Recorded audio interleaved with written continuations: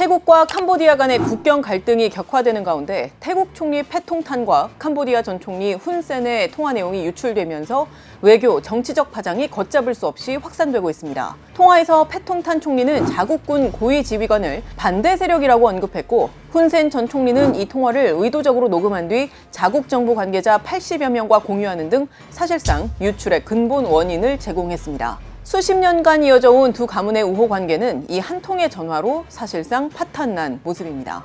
이 여파 속에 패통탄 총리는 많은 국민들의 강한 반발에 직면했고 헌법재판소 판단이 확정되기 전까지 총리 직무가 정지가 된 상태입니다. 정치권 안팎에서는 총리직 상실 가능성까지 제기되고 있습니다. 도대체 왜 이런 일이 벌어진 걸까요? 그리고 그 배경에는 어떤 사연이 있는 걸까요? 이번 사태의 직접적인 원인은 국경 분쟁으로 보이지만 그 이면에는 카지노 산업과 온라인 불법 사업 등 더 복잡한 이해관계가 얽혀있다, 이런 분석도 제기가 되고 있는데 그 이유는 무엇일까요? 팩트는 기본, 맥락까지 전해드리는 딥백, 함께 보시죠.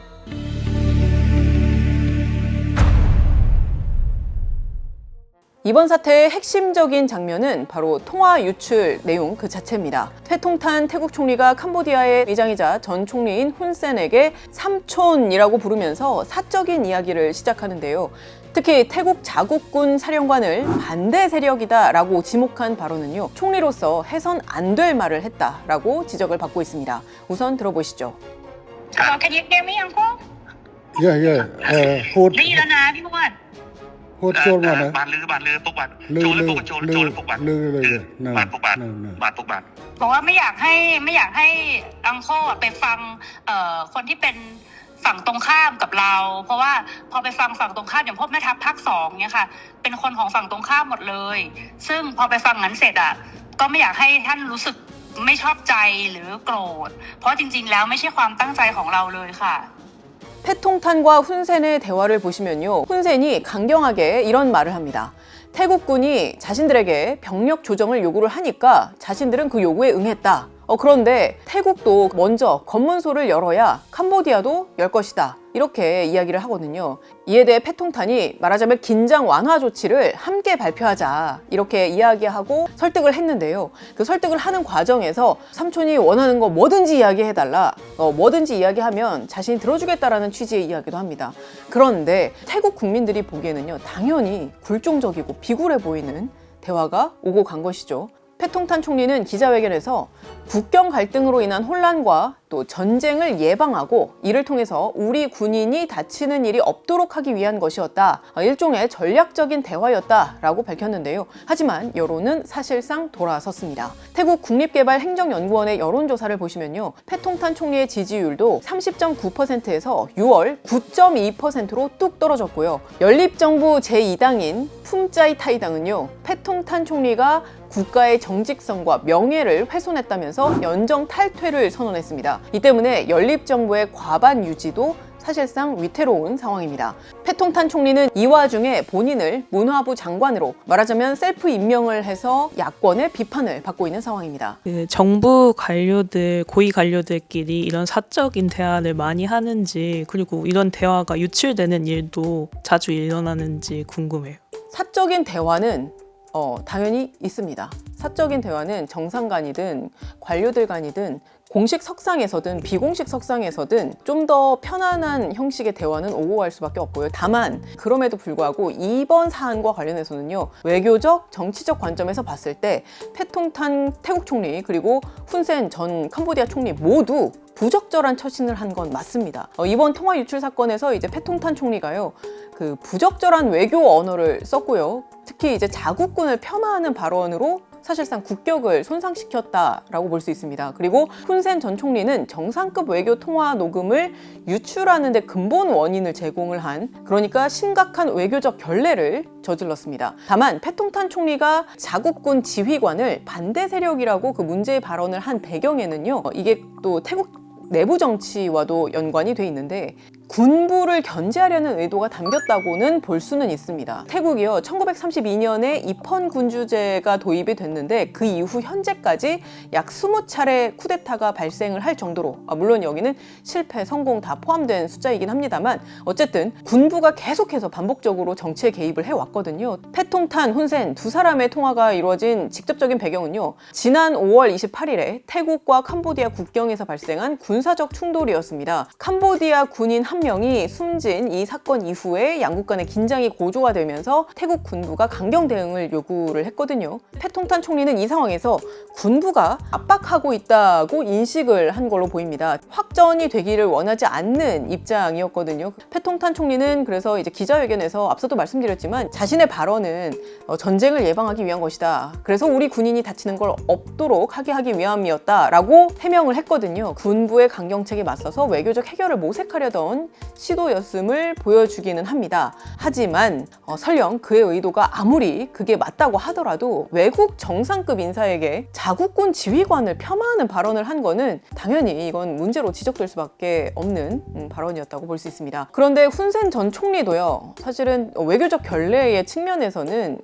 비판을 피하기가 어렵습니다. 왜냐하면요, 이미 유출의 근본적 원인을 제공한 것에서 더 나아가 공개석상에서 추가적으로 계속해서 이런 발언들을 합니다. 캄보디아와의 문제를 해결할 새 총리가 나오길 바란다 라고 언급을 했거든요. 그래서 태국 외교부는 이건 내정 간섭이다 라고 비판을 하는 그런 상황입니다.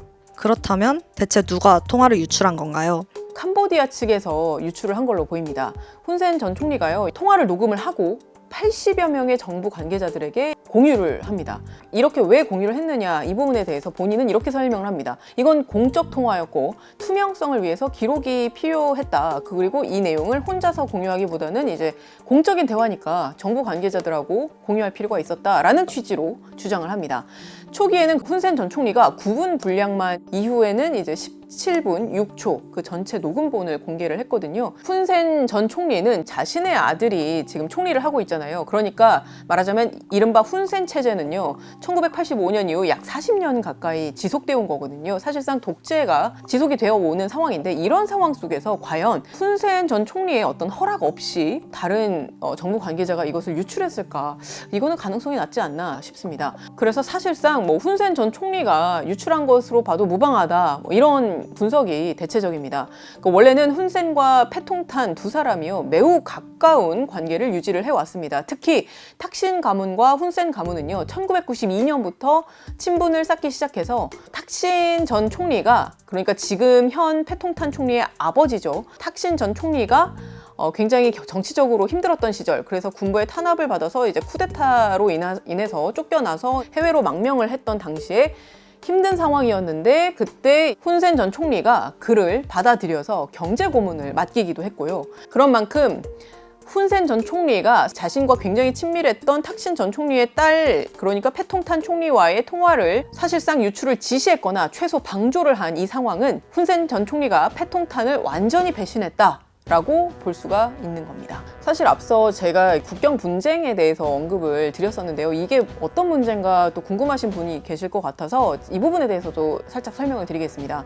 국경 분쟁은요, 프레아 비에아르 사원이 있는 영토를 중심으로 발생한 일입니다. 지난 5월 28일 태국 북동부 지역 국경지대에서 소규모 총격전이 발생을 했고요. 캄보디아군 한 명이 숨졌습니다. 이후에 양국이 이 지역에서 병력을 철수하기로 했지만 지난 6월 15일에 훈마넷 캄보디아 총리가 국경 분쟁 해결을 요청하는 공식 서한을 ICJ에 제출했다고 밝히면서 갈등은 고조됐습니다. 기본적으로 캄보디아는 국제사법재판소 ICJ를 통해서 문제를 해결하고자 하고 있고요. 태국은 ICJ의 관할권을 인정하지 않는다. 양국 간 대화로 문제를 풀자라고 주장을 하고 있습니다. 또한 태국은 6월 24일부터 의료나 학업 목적 등의 예외적인 허용을 제외하고 캄보디아와 연결되는 국경 검문소를 전면 폐쇄하며 육로 출입을 막기도 했습니다.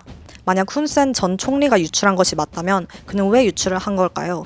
물론 그의 입장은 앞서 전해드린 바 있고 실제 의도는 본인만 알겠지만 정황만 놓고 보면 훈센 전 총리는 자신의 정치 외교적 입지를 강화하고 태국의 정치 혼란을 유도해서 향후 국경 협상에서 유리한 고지를 선점하기 위한 전략적 판단을 내린 걸로 보입니다. 하지만 이로 인해서 외교적 신뢰는 크게 훼손됐다는 평가도 피하기 어렵습니다. 일각에서는 훈센이 자신의 정치적 자금의 출처인 어떤 불법 온라인 사기와 또 카지노 사업에 대한 이권의 위협을 느꼈기 때문에 유출을 의도한 것 아니냐라고도 하는데요.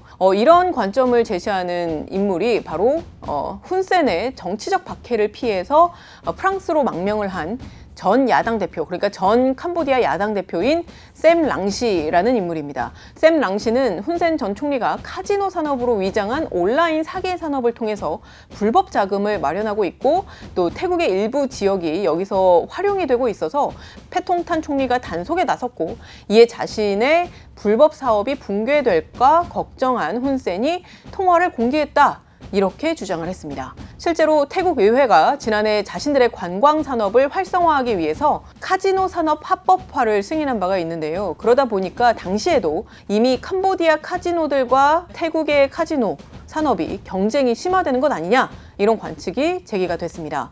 일례로 태평양 아시아 여행협의회의 캄보디아 지부 회장은요.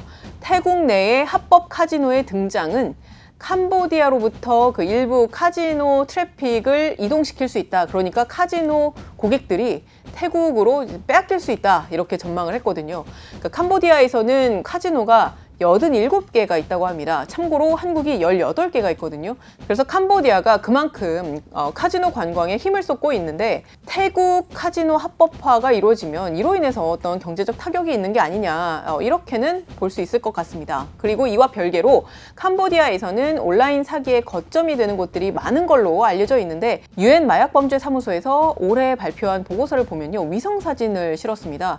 그 온라인 사기의 중심이 되는 캄보디아의 여러 곳들 중 하나인 푸르사트라는 지역에서요. 2022년에서 올해까지 그 온라인 사기에 쓰인 것으로 추정되는 건물과 인프라가 급속도로 확장 중임을 이 위성 사진을 통해서도 보실 수가 있습니다. 하지만 이게 실제로 이 온라인 사기 때문이라고 보기에는 물론 이제 합리적으로 이런 추정이 가능할 수는 있겠습니다만 단정하기는 어려워 보이지 않나 생각을 합니다. 앞으로 양국 관계나 그 태국의 정치적 상황은 어떻게 될 것 같나요? 일단 양국 정치를 이끄는 훈센 가문과 또 탁신 가문만 놓고 보면 이 두 가문은 되돌이킬 수 없는 강을 건넌 게 아닌가라는 생각이 들고요. 그리고 정치 상황만 놓고 보자면 태국 정국이 당분간 또 불안정할 수밖에 없어 보이고요. 그리고 사태를 물론 수습을 하려고는 하고 있습니다만 내각 총사퇴라든지 이런 뭔가 뼈를 깎는 쇄신을 보여주지 않으면 굉장히 그 신뢰를 회복하기가 어려워 보입니다. 이미 이런 일이 있기 전에도 국민의 어떤 전폭적인 신뢰를 얻었다라고 보기가 어려운 여론조사 결과들도 있거든요. 예를 들어서 태국 국립개발행정연구소 여론조사에 의하면요. 37.48%는요. 정부를 전혀 신뢰하지 않는다라고 답했고요. 31.68%는 정부를 거의 신뢰하지 않는다. 라고 답했습니다. 통화 유출 이번 사건과는 별개로 이전부터 태국의 많은 국민들이 정부를 신뢰하지 않았다라고도 볼 수가 있는 부분인데요. 지난 6월 28일에 가장 큰 규모의 반정부 시위, 즉 2023년에 푸아타이당이 집권을 시작한 이후에 가장 큰 규모의 반정부 시위가 일어나기도 했고요. 사실 태국의 정치 상황은 앞서도 말씀드렸지만 군부의 지속적인 개입이 있었고 또 쿠데타도 여러 번 이제 발생을 하고 그러다 보니까 정치 자체가 상당히 불안정한 측면들이 있었습니다. 그래서 이번 사안도 이러한 흐름 속에서 군사령관에 대한 어떤 공격성 발언을 한 것이 사실상 군부에 혹시 정권을 장악할 수 있는 기회를 준 게 아니냐 이런 의견이 나오기도 하는데요. 또 일각에서는 아니다. 그보다는 연정 내의 어떤 개각이나 총리 교체를 통한 전국 수습이 가장 현실성이 높다.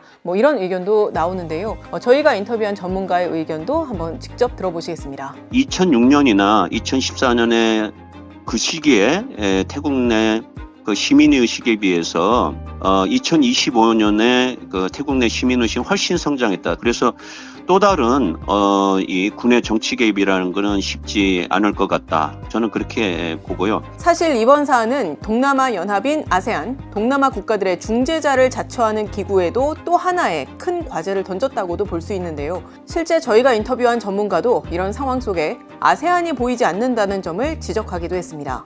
이 태국 캄보디아 이제 분쟁을 두고서 미얀마의 최대 위기를 두고도 아세안이 제대로 관리를 못해 왔습니다. 갈등의 평화적 해결이라는 아세안의 규범을 제대로 작동하지 못하는 문제점을 이제 지적할 수밖에 없는 것이죠. 이번 사태가 태국 정치 전반은 물론이고 태국 캄보디아 간 외교 관계에 미치는 파장은 당분간 지속될 수밖에 없어 보입니다. 패통탄 총리의 아버지인 탁신 전 총리가요, 현재 왕실 모독 혐의로 형사재판을 받고 있어서 조만간 수감될 가능성도 배제할 수가 없습니다. 패통탄 총리 역시 헌재의 직무정지 결정과 또 연립정부 붕괴 위기라는 이중 압박에 놓여 있어서요, 이번 사태의 향방과 또 그 여파를 계속해서 주의 깊게 지켜볼 필요가 있어 보입니다. 여기까지가 저희가 오늘 준비한 내용입니다. 지난번 영상에서도 저희에게 다양한 의견을 댓글로 남겨주셨었는데요. 또 격려와 응원 댓글도 많이 남겨주셔서 정말 감사합니다. 저희도 좋은 콘텐츠로 보답할 수 있도록 더 분발하겠습니다.